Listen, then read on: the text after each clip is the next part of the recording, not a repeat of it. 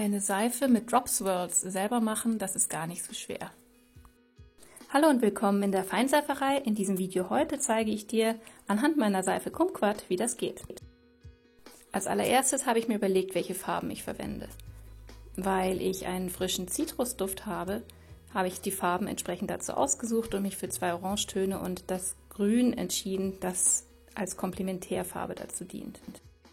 Also mische ich vor dem Sieden meine verschiedenen Mica mit ein bisschen Olivenöl an.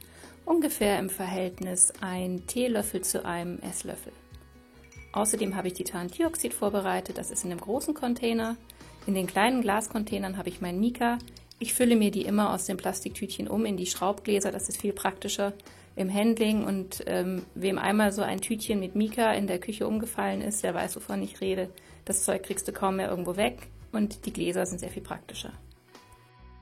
Ich rühre das Mica gerne schon vorher im Öl an und werde es nicht später pur in den Leim geben. Ich finde es einfacher im Handling, wenn es schon vorher im Öl aufgelöst ist. Es bleibt vielleicht etwas übrig, aber dafür habe ich mehr Spielraum später beim Dosieren und kann vielleicht auch noch ein bisschen mehr dazugeben.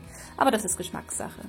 Und zum Anrühren nehme ich einfach einen Löffel und rühre das von Hand klumpenfrei zusammen. Es geht natürlich auch mit einem kleinen Schneebesen oder wie ihr es auch oft seht, mit einem kleinen Milchschäumer.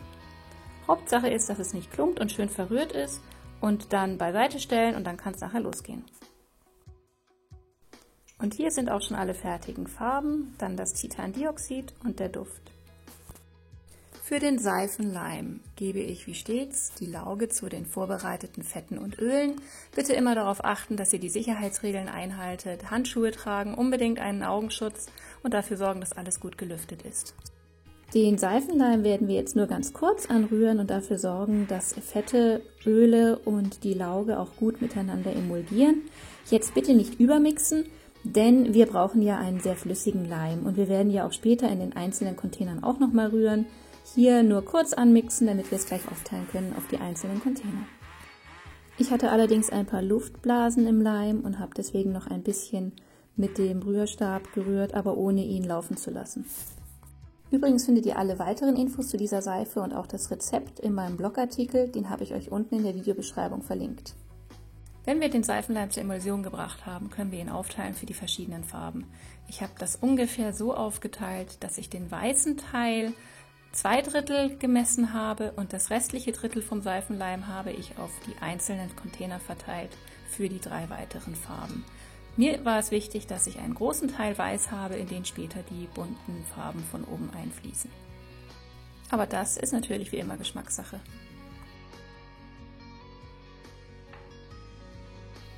Für den weißen Seifenleim nehme ich das Titandioxid, das habe ich im Vorhinein schon angerührt mit etwas Wasser. Es ist ganz wichtig, dass das nicht klumpt und ich habe das in diesen kleinen Gläschen drin und in dem Glas selber habe ich auch kleine Kügelchen, wie man sie zum Beispiel auch aus den Nagellackflaschen kennt, damit sich das beim Schütteln nochmal besser verteilt und mischt. Das habe ich mir mal bei YouTube irgendwo abgeguckt und den Tipp finde ich echt gut und deswegen löffel ich das hier sehr vorsichtig raus, damit ich nicht die kleinen Kügelchen auch noch mitnehme. Wir werden das später auch nochmal mit dem Stabmixer richtig mixen. Ich mache das jetzt erstmal nur von Hand, ganz leicht, um ungefähr zu erahnen, wie weiß das Ganze wird, wie viel Titandioxid ich noch brauche. Wie gesagt, denkt dran, er muss flüssig bleiben, unser Seifenleim. Deswegen erstmal nur mit dem Schneebesen. Und nochmal hier das Ganze analog mit dem Mica im Öl. Das mache ich ein bisschen nach Augenmaß, so lange bis ich die Farbe erreicht habe, wie ich sie mir vorstelle. Alternativ könnte man hier auch nur das Mica zum Seifenleim geben, also ohne es vorher im Öl anzurühren. Aber ich bin mit dieser Methode hier immer viel besser gefahren und mache das auch meistens so.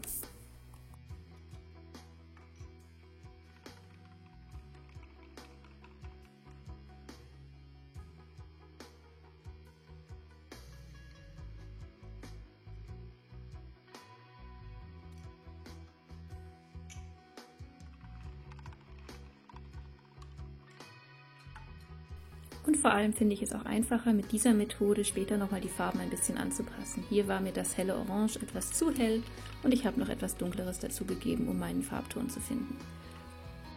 Dann sind wir auch schon startklar für den Duft. Ich verwende Kumquat vom Brambleberry als Parfümöl. Das ist sehr unkompliziert in der Anwendung und hat einen schönen, fruchtigen Zitrusduft eben nach Kumquat. Wichtig ist bei der Auswahl des Duftes für diese Technik, dass er ganz unkompliziert ist, dass er nicht andickt, sondern dass ihr lange damit arbeiten könnt. Und ich habe den Duft jetzt hier Pi mal Daumen auf die einzelnen Container verteilt und rühre das nochmal vorsichtig ein. Und hier in dem großen Container mit dem Weiß gehe ich auch nochmal mit dem Pürierstab rein. Auch deswegen, weil das Titandioxid auch da drin nochmal gut verrührt werden sollte. Das verteilt sich dann einfach besser und das Weiß wird klarer und es gibt keine weißen Klümpchen. Wenn ihr, wie ich jetzt hier, Titandioxid in einen Teil der Seife gebt und in den anderen nicht, dann achtet darauf, dass der Teil mit Titandioxid schneller anziehen kann. Der ist, das seht ihr auch schon hier, etwas dicker schon jetzt als meine bunten Teile. Und das sollte man immer im Hinterkopf behalten und auch deswegen den weißen Teil nicht überrühren. Und in die bunten Teile rühre ich das Parfümöl von Hand nochmal ein, sehr gründlich. Es ist wichtig, dass das Parfümöl gut eingerührt ist, damit die Seife nachher auch problemlos ist. Und jetzt kommt endlich der beste Teil, nämlich das Einfüllen der Drop Swirls in die Form. Ich starte mit dem weißen Leim, das ist ja meine Grundlage sozusagen, und fülle das ein bisschen schräg ein, damit es nicht zu viele Luftblasen gibt, dass er sich gut verteilt. Und er hat noch eine ziemlich gute Konsistenz, das sollte eigentlich klappen gleich.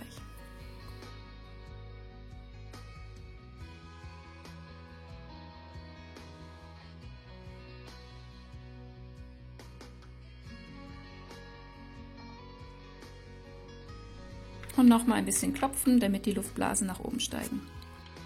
Für die Drop Swirls fülle ich jetzt den bunten Seifenleim von oben in die Form. Dann fällt der sozusagen in den weißen Teil rein und bildet eben dieses tropfenförmige Muster, das wir erreichen wollen. Und es gilt, je höher ihr seid beim Einfüllen, desto tiefer fällt das rein. Zum Beispiel jetzt, deswegen ändere ich auch die Höhe, damit wir eine verschiedene Musterung in der Seife bekommen. Mein bunter Seifenleim ist noch sehr flüssig, vielleicht sogar einen Tick zu flüssig. Ihr seht, dass die Farben so ein bisschen miteinander verschwimmen oder ineinander übergehen. Und jetzt einfach immer im Wechsel so lange aus der unterschiedlichen Höhe über die Seife einlaufen lassen, bis der ganze Seifenleim verbraucht ist. Das kann man natürlich auch sehr systematisch machen, indem man in Linien vorgeht, der Länge der Form entlang. Ich habe das hier so ein bisschen in der Chaos-Methode gemacht, aber dementsprechend abwechslungsreich ist meine Seife später auch geworden.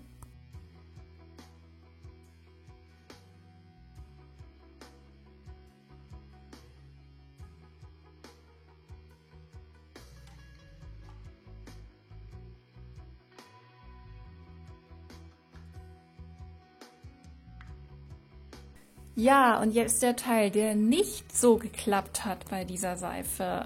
Ich hatte ja vorhin schon gesagt, das Weiß ist dicker als die bunten Farben. Und jetzt kommt auch nochmal dieses dicke Weiß obendrauf auf den sehr flüssigen Leim, weil ich da eine schöne bunte Oberfläche machen wollte.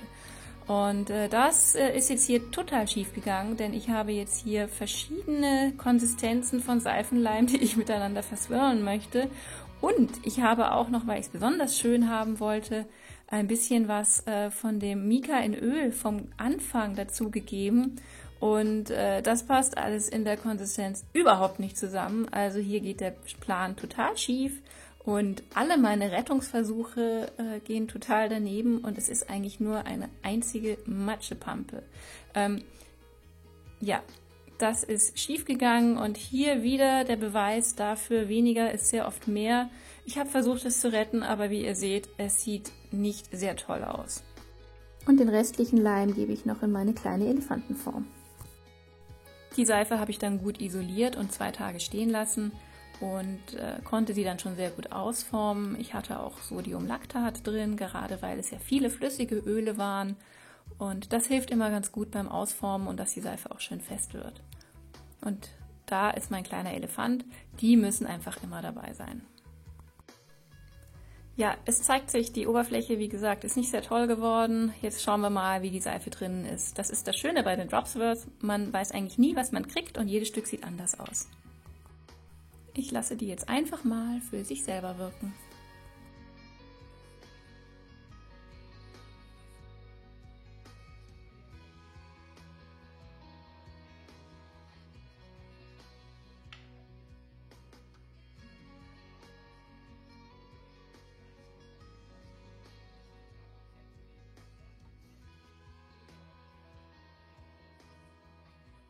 Da kommen wirklich die unterschiedlichsten Formen und Muster bei raus.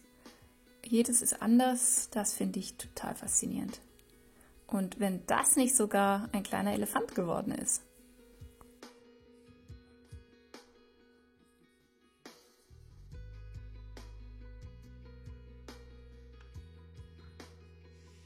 Im nächsten Schritt habe ich die Kanten gehobelt, das habe ich hier nicht im Video und ich hatte mich auch entschieden, den hässlichen Rand oben abzuschneiden und damit konnte ich die Seife wirklich retten und bin mit dem Ergebnis wirklich zufrieden. Ist doch schön geworden. Da nochmal unser extra Elefant und der andere Elefant. Schön, dass ihr dabei wart. Schreibt mir gerne in die Kommentare, wie die Seife euch gefällt und ob ihr noch Tipps für die Drop Swirls habt und wie es euch bei der Technik ergeht. Folgt mir auch gerne auf meinem Kanal und besucht mich auch gerne in meinem Blog www.feinseiferei.de. Ich freue mich von euch zu hören und bis zum nächsten Video, eure Charlotte.